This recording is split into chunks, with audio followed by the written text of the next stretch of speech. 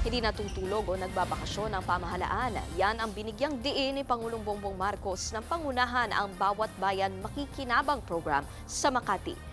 Namahagi ang Pangulo ng tig 10 kilo ng bigas sa mahigit 13,000 na beneficiaries. 6 na beses sa isang taon ipapamahagi ang bigas o every other month. Kasama rin dito ang pamamahagi ng 200,000 pesos na local government fund.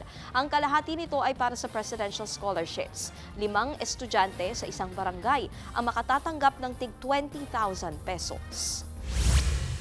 Asahan po ninyo na ang inyong pamahalaan ay hindi po natutulog, hindi po nagbabakasyon, kung hindi walang ginawa, kundi mag-isip ng paraan kung ano ang pangangailangan ng ating ng taong bayan, kung ano ang pangangailangan ng ating mga naghihirap na kababayan, kung ano pa ang aming magawa para makatulong.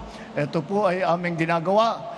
Mga kapatid, Nikki de Guzman po. Para sa pasada ng mga rumaratsyadang balita, mag-follow at mag-subscribe na sa social media pages ng News 5.